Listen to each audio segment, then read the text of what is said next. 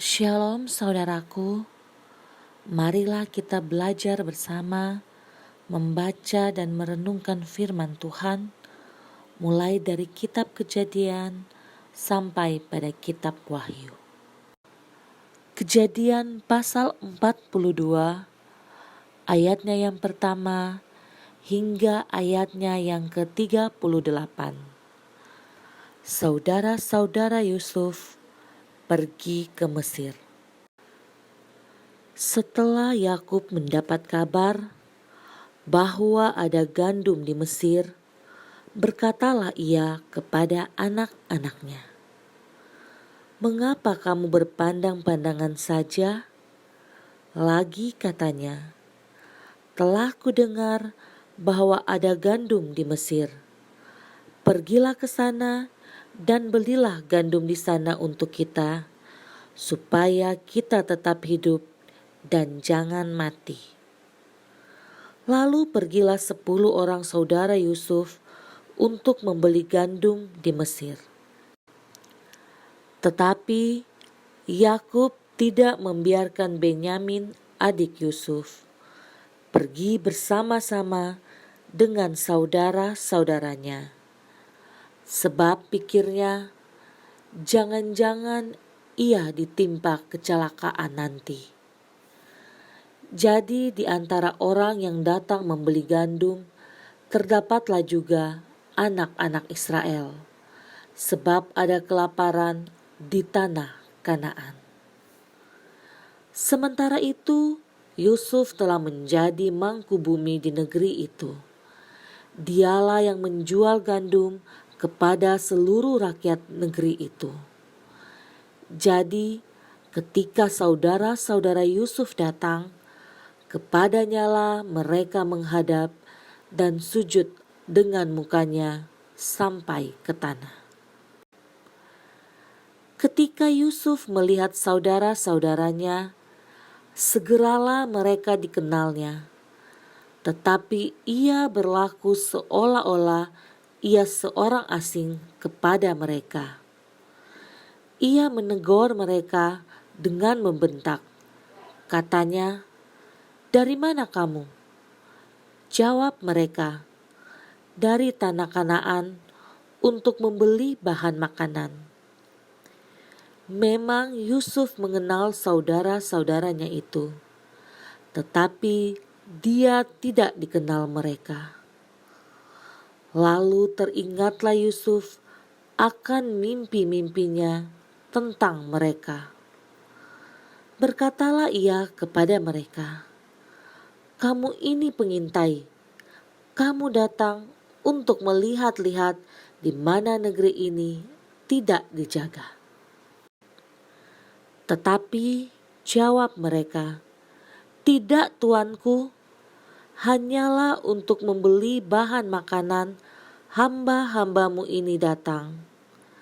Kami ini sekalian anak dari satu ayah. Kami ini orang jujur.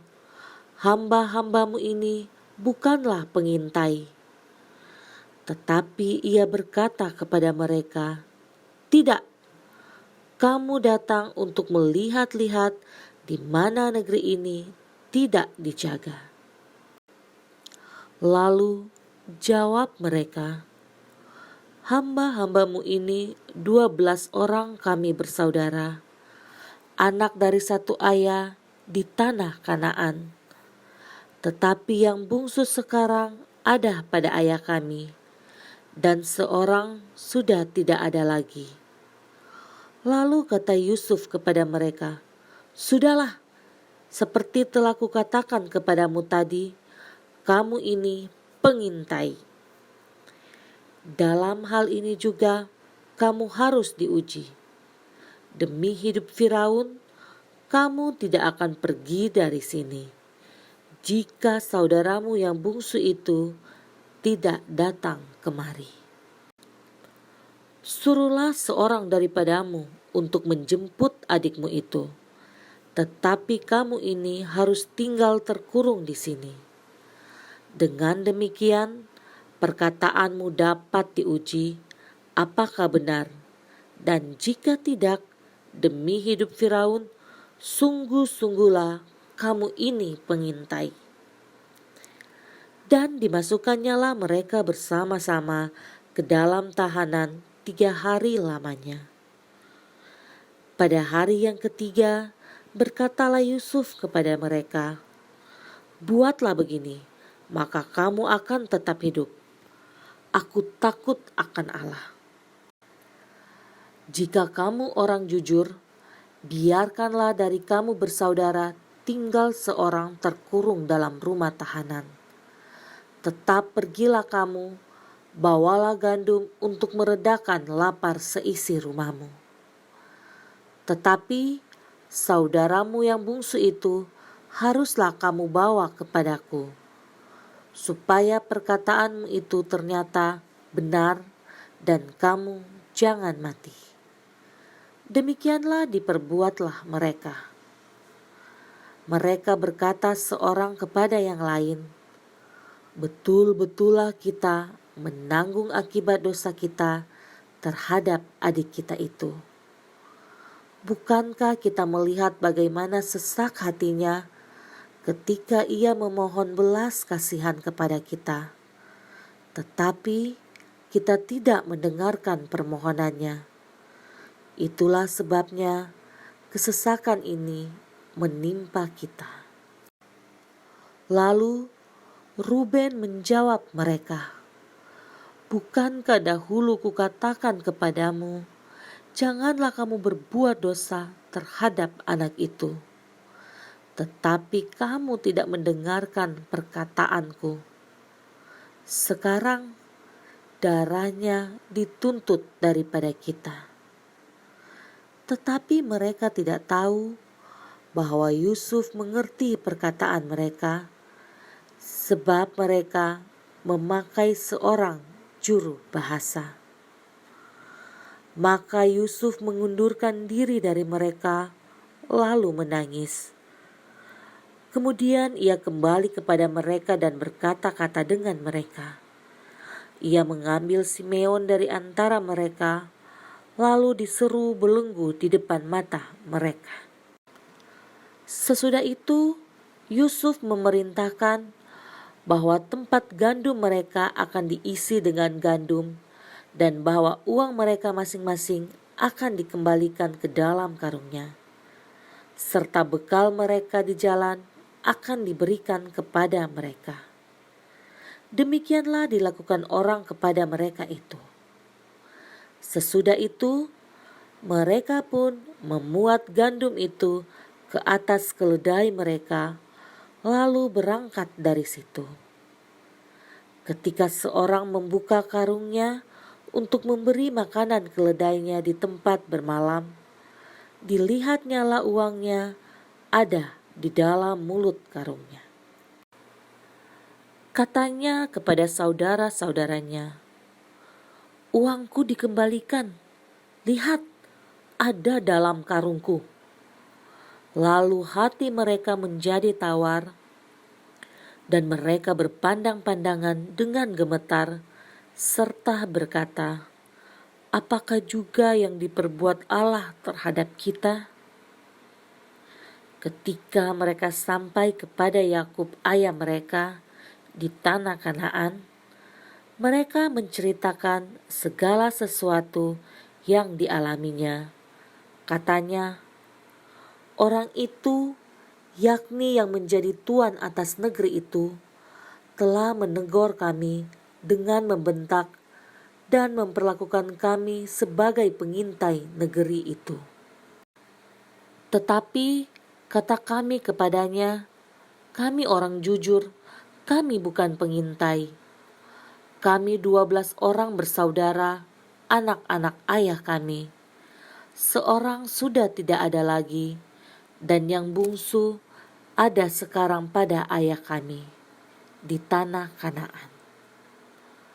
Lalu kata orang itu, yakni yang menjadi tuan atas negeri itu, kepada kami, "Dari hal ini aku akan tahu apakah kamu orang jujur.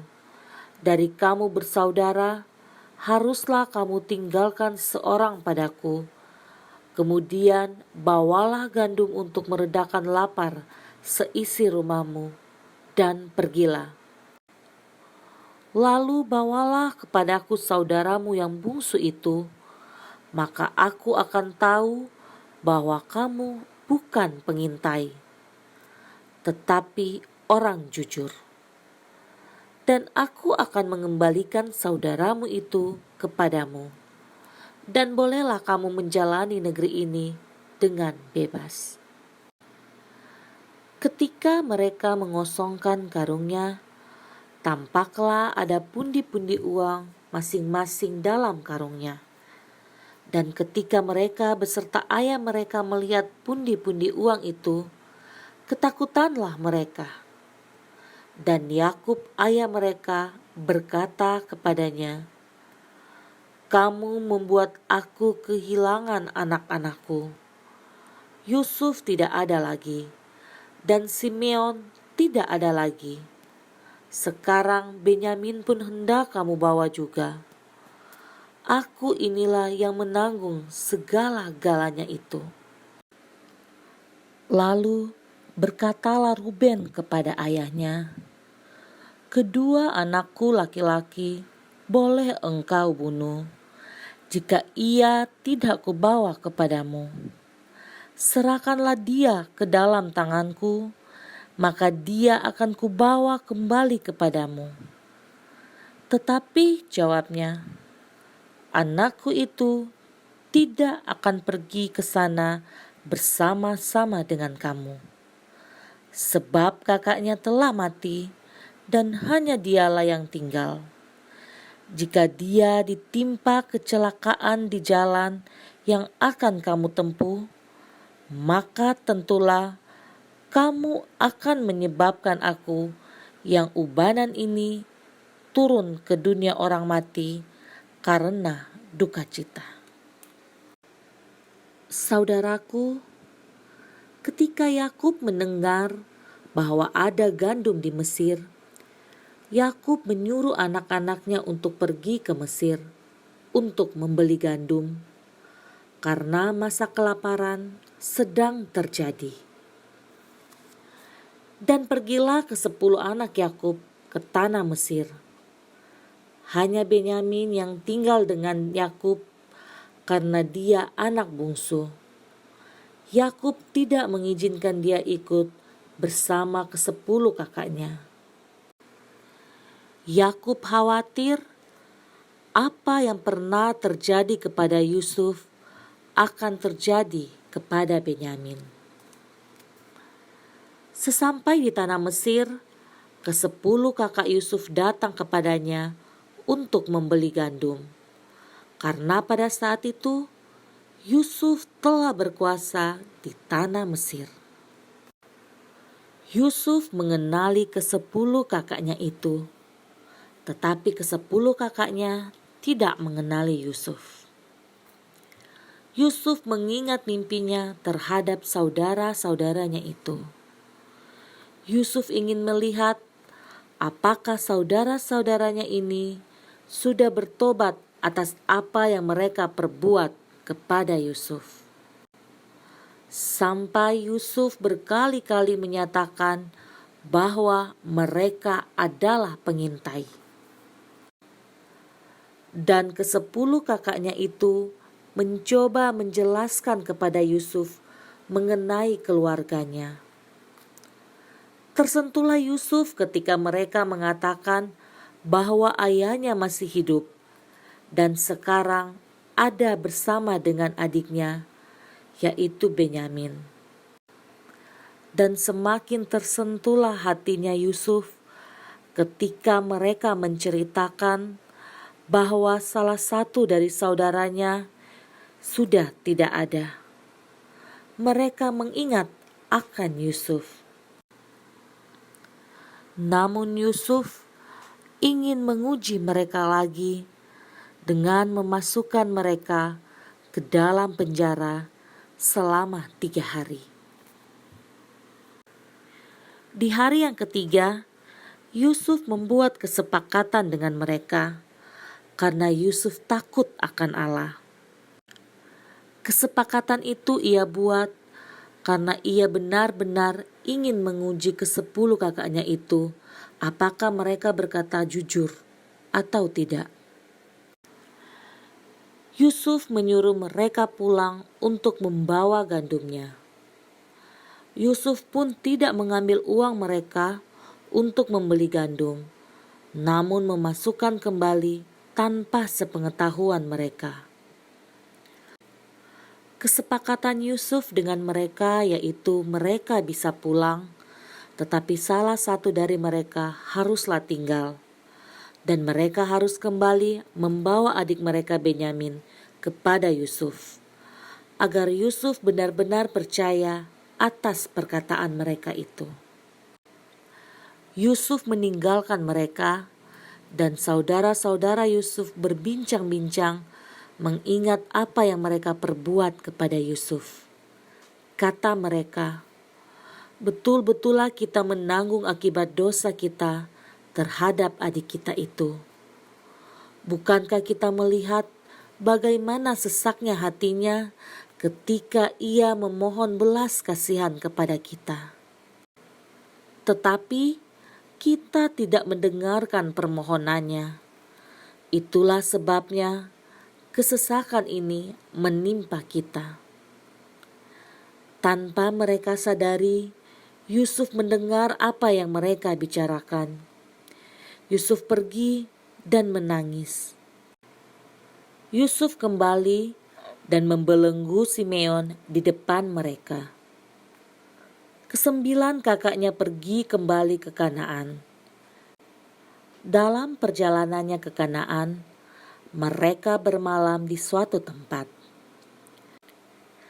Salah satu dari mereka membuka karung yang berisi gandum.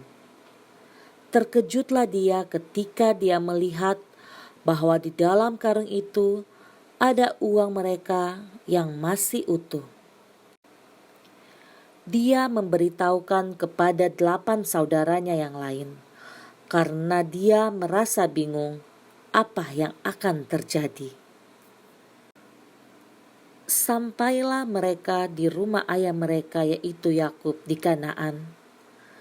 Mereka menceritakan apa yang terjadi kepada mereka, sehingga mereka ingin kembali ke Mesir dan membawa Benyamin untuk diperlihatkan kepada Yusuf agar Simeon dapat dibebaskan.